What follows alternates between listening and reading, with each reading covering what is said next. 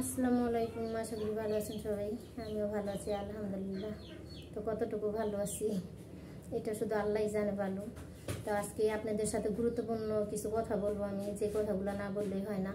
তো জানি বলা উচিত না, কারণ সবার কাছে সবার কথা ভালো লাগে না। আমার কথা হয়তো অনেকের কাছে ভালো লাগবো না। অনেকে আমার এলাকার মধ্যে অনেকে আছে এরকম যে আমার ভিডিওগুলো দেখেন, আমি সত্যি কথা বলি, ওনাদের একটু কষ্ট লাগে, কষ্ট লাগারই কথা।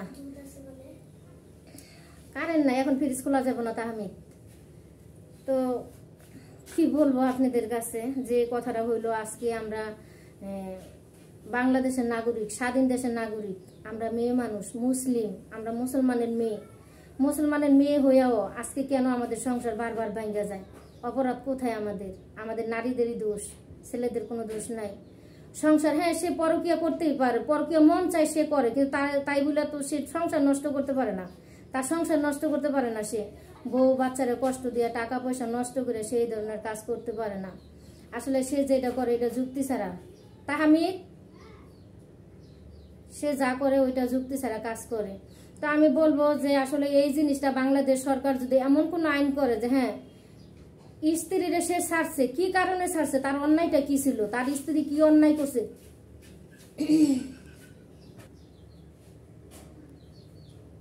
তো আমি এটাই বলবো যে বাংলাদেশ সরকার আমার মনে হয় এই ধরনের আইন করা উচিত, যাতে আমাদের মুসলিম কেন্দ্রিতে এই ধরনের নোংরা কাজকর্ম হইতেছে। একজনের স্বামী আরেকজনে নিয়ে যায়, আরেকজনের বউ আরেকজনে নিয়ে যায়, 2-3টা ছেলে মেয়ে রাখে অন্য ছেলের সাথে পরকীয়া করে চলে যায়। আসলে এগুলো ঠিক না। তা আমি মনে করি যে এটা আমাদের দেশে একটা শাসন হওয়া উচিত, যে শাসনটা করলে কোনো নারী স্বামী ছেড়ে যাইতে পারবো না, বা তার কতটুকু দোষ এটা তদন্ত হবে। তদন্তর মাধ্যমে দেখবো যে হ্যাঁ স্ত্রী তার ভালো লাগলো না, স্ত্রীরে তালাক দিয়ে দিল, আর স্ত্রীরও ভালো লাগলো না, স্বামীরে তালাক দিয়ে দিল। এগুলো কি ধরনের মন ভাঙাভাঙি? তো আমি মনে করি যে আমাদের বাংলাদেশে এই ধরনের কাজ না করাটাই উচিত। কিন্তু সবচেয়ে বেশি আমাদের বাংলাদেশে এগুলো হইতেছে এখন। স্বামী স্ত্রীরে ছাড়ে, স্ত্রী স্বামীকে ছাড়ে, বাচ্চা মাঝখানে থেকে এতিম হইতেছে। কেন এগুলো হইব? কি কারণে হইব? একটা মানুষের জীবনে বিয়ে কয়টা? তো আমি এই ছোট মুখে বড় কথা বলি, তো বড় কথা হয়তো অনেকের ভালো লাগে, অনেকের ভালো লাগে না। যেমন আমার হাজব্যান্ডেরও ভালো লাগবে না কথাটা। তো আমি মনে করি আমার দেশবাসী জিনিসটা দেখলে আমাকে ভুল মনে করবে না। কারণ আমি চাই যে হ্যাঁ স্ত্রী স্বামীরে রাইখা গেল, কেন রাখলো? স্বামীর দোষটা কোথায়? কি দোষ করছে স্বামীর অপরাধ কোথায়? আর স্বামী স্ত্রীরে তালাক দিচ্ছে, ছাইরা দিচ্ছে, কেন ছাড়লো? ওই স্ত্রী কি অন্যায় করছে, কি দোষ করছে যে তার সন্তান রাইখা তারা ছাড়তে হয়েছে, তারা ছাইরা দিছে? তো এই জিনিসগুলো যদি আমাদের বাংলাদেশে তদন্ত হয় বা শাসন আসে, শাসনে যদি থাকে, তাহলে মনে হয় বাংলাদেশটা এরকম রসার তলায় যাইব না। কিন্তু রসার তলায় তো চলে গেছে, আর কতটুকু বাকি আছে? আমরা অনেকটা নিচে নেমে গেছি, বলবো দেশের লোক না, আমরা অনেকটা নিচে নেমে গেছি। যেমন অনেক কিছুই, কি বলবো, আর অনেক কিছু। তো আল্লাহর কাছে এটাই বলবো যে আল্লাহ আপনি দেশে শান্তি দেন। আর আমি সবসময় চাইছি যে ইসলামিক শাসনে দেশটা চলুক। আমি সবসময় এটা চাই, এখনো চাই এটা, যে আল্লাহ ইসলামিক শাসনে দেশটা চলুক। কারণ মুসলিম দেশ, আমাদের মুসলমানের দেশ কেন নিঃস্ব হয়ে যাবে ওইভাবে, তিলে তিলে শেষ হয়ে যাবে? তাহলে আমাদের মুসলমানের দাম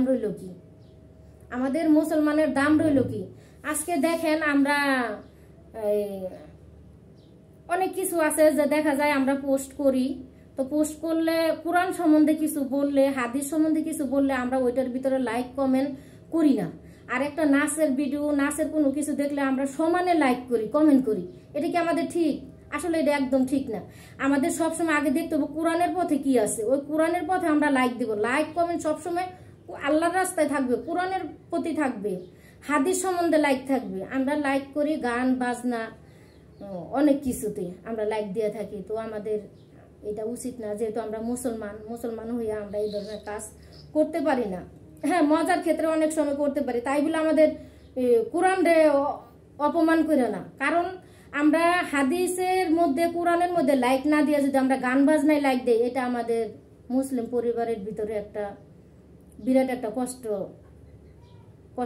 কষ্টদায়ক, যে আমরা কোরআনে লাইক না দিই, হাদিসে লাইক না দিই, আমরা লাইক দিই গান বাজনায়।